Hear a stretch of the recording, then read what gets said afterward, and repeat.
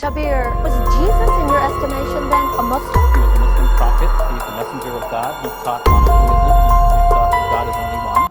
दोस्तों, आपको जानकर हैरानी होगी कि मुस्लिम लोग अपने पैगंबर से ज्यादा ईसा मसीह को अपना ईश्वर मानते हैं। आपको ये बात बेहद अजीब लग रही होगी, लेकिन दोस्तों आपको बता दें कि ये बात बिल्कुल सच है, क्योंकि खुद मुस्लिम लोग ये कहते हैं कि बिना ईसा को माने कोई मुस्लिम मुसलमान हो ही नहीं सकता। दोस्तों, भले ही इस्लाम और ईसाइयों की राइवलरी हजारों वर्षों पहले से चली आ रही हो, लेकिन इस्लाम को मानने वाला हर एक शख्स आज भी ईसाई धर्म को बेइंतहा इज्जत देते हैं। इसके अलावा एक और दिलचस्प बात बता दें कि इस्लाम की सबसे पवित्र पुस्तक कुरान में पैगंबर मोहम्मद से ज्यादा ईसा का जिक्र किया गया है। हालांकि बाइबल में इस्लाम के बारे में कोई पुख्ता जानकारी नहीं है, तो आखिर दोस्तों मुस्लिम लोग ईसा मसीह को इतना तवज्जो क्यों देते हैं, और आखिर क्यों ये लोग ईसा को अपने पैगंबर से भी बड़ा मानते हैं? क्या है इसके पीछे की वजह, जानेंगे आज के इस वीडियो में। बस बने रहिए वीडियो के एंड तक, और अगर वीडियो पसंद आए तो वीडियो को लाइक शेयर जरूर कीजिएगा।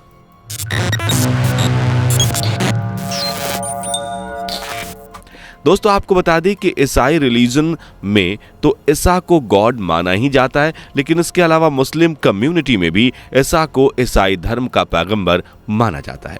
कुरान में भी ईसा और मैरी का नाम का जिक्र हुआ है, लेकिन इसके बावजूद भी ईद और क्रिसमस के त्योहारों में बड़ा फर्क है।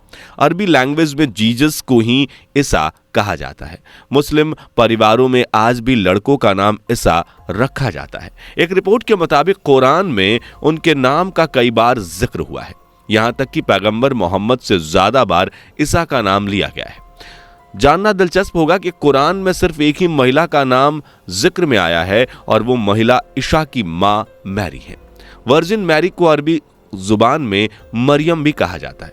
कुरान में मरियम के नाम का एक पूरा चैप्टर है, जिसमें ईसा मसीह के जन्म की कहानी बताई गई है। कई मुस्लिम परिवारों में लड़कियों के नाम भी मरियम रखे जाते हैं। यह नाम ईसा की मां मैरी का ही है। हालांकि बाइबल में मोहम्मद या इस्लाम शब्द का कहीं भी जिक्र नहीं है। बेल्जियम के एक चर्च में तो 17वीं शताब्दी की मूर्तियों में इस्लाम के पैगंबर को स्वर्गदूतों के पैरों तले दबा हुआ दिखाया गया है। हालांकि मौजूदा टाइम में ईसाइयत इस तरह की सोच का समर्थन नहीं करती है। लोग भले ही क्रिसमस सेलिब्रेट ना करें, लेकिन मुस्लिम लोग ईसाइयों को इस त्योहार की शुभकामनाएं देते हैं और मौका मिलने पर जश्न में शामिल भी होते हैं। दोस्तों, आइए जानते हैं इस्लाम में जीसस यानी कि ईसा से जुड़ी कुछ दिलचस्प बातें, जिन्हें शायद आप पहले से ना जानते हो। दोस्तों, जीसस का अरबी नाम ईसा है। कुरान में हजरत ईसा का जिक्र है, जिन्हें ईसाई समुदाय ईसा मसीह कहते हैं, और इस्लाम के लोग हजरत ईसा के नाम से पुकारते हैं। मुसलमानों का मानना है कि हजरत ईसा यानी कि जीसस अल्लाह के पैगंबर थे और वर्जिन मैरी ने उन्हें जन्म दिया था। मैरी को अरबी भाषा में मरियम कहा गया है। कुरान में उन पर एक पूरा चैप्टर है। कुरान में किसी भी महिला पर अगर एक पूरा चैप्टर है तो वह मरियम ही है। यहाँ तक कि कुरान में मैरी ही एक ऐसी महिला है जिनका नाम लिया गया है। कुरान में अन्य महिलाओं को या तो उनके रिश्तों से परिभाषित किया गया है या फिर किसी डिग्री से। New testament of the Bible से ज्यादा कुरान में मैरी का जिक्र किया गया है। बता दें कि इस्लाम में सारे पैगंबरों की तरह ईसा भी लोगों के लिए एक संदेश लेकर आते हैं। ईसा का संदेश इंजिल कहलाता है। कुरान के अनुसार इंजिल अल्लाह की ओर से इंसानियत को दिए गए 4 पवित्र ग्रंथों में से एक है। कुरान के अनुसार इंजिल अल्लाह की ओर से इंसानियत को दिया गया एक संदेश है, जिनमें 3 हैं, जबूर, तौरात और कुरान। मान्यता के अनुसार ईसा को, जिन्हें नबी और इस्लाम का एक पैगंबर माना जाता है, अल्लाह ने इंजिल का ज्ञान दिया था। ईसाई धर्म की मान्यताओं के अनुसार जीसस ने कई चमत्कार किए थे और वह सभी के दुख दूर करते थे। ईसाई धर्म में जीसस के अंधे के रोशनी देने और मुर्दा में जान फूंकने जैसे चमत्कारों का जिक्र होता है। आपको बता दूं कि मुस्लिम भी उसका सम्मान करते हैं। वही कुरान में भी ईसा के मिट्टी के पक्षी में जान डाल देने जैसे चमत्कारों का उल्लेख है। कुरान में ईसा के जन्म की तो कहानी जो बताई जाती है, वो भी उनके पहले जादुई कारनामे की ही कहानी है। मुस्लिमों का यह मानना है कि क़यामत के दिन वह धरती पर लौटेंगे और न्याय को फिर से स्थापित करेंगे। जिस तरह से मुस्लिम अन्य पैगंबरों का नाम सम्मान सूचक शब्दों के साथ लेते हैं, वैसे ही जीसस का नाम भी लेते हैं। जिस तरह से ईसाई जीसस से प्यार करते हैं, उसी तरह से मुस्लिम भी उनका सम्मान करते हैं।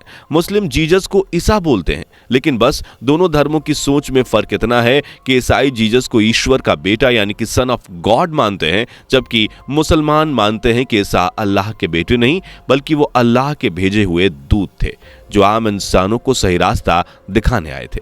पहले तो ऐसा लगता है कि दोनों धर्म बहुत अलग हैं, लेकिन ईसाई धर्म और इस्लाम में कई समानताएं हैं। दोस्तों, धर्म का मूल स्थान एक ही है जो कि मिडिल ईस्ट में है। ईसाइयों का मानना है कि यीशु जो ईश्वर के पुत्र हैं, उनका जन्म 2000 साल पहले मिडिल ईस्ट के बेथलेहम में हुआ था। मुसलमानों का मानना है कि इस्लाम की स्थापना 1400 साल पहले मक्का में हुई थी, जिसे आज सऊदी अरब के नाम से जाना जाता है। ईसाई और मुस्लिम मानते हैं कि ईश्वर एक ही है। मुसलमान और ईसाई भी मानते हैं कि सभी मनुष्य ईश्वर की संतान है। इसका मतलब यह है कि दोनों धर्म एक ईश्वरवादी है, अर्थात एक ईश्वर। ईसाई और मुस्लिम मानते हैं कि उनके ईश्वर का वचन पैगंबरों के माध्यम से उन तक प्रकट हुआ था। दोनों का मानना है कि यीशु एक पैगंबर थे जिन्होंने चमत्कार किए थे। ईसाई धर्म और मुसलमान धर्म के बीच एक और समानता यह है कि दोनों धर्म इब्राहिम धर्म है, जिसका अर्थ है कि वे यहूदी धर्म और इब्राहिम के भगवान की पूजा से उत्पन्न हुए हैं। इस तरह इन दोनों धर्मों के बीच काफी सिमिलरिटीज देखने को मिलती है। तो दोस्तों, आपको इन दोनों धर्मों के बारे में क्या कहना है, कमेंट करके जरूर बताएं। और अगर वीडियो पसंद आई हो तो वीडियो को लाइक जरूर करें।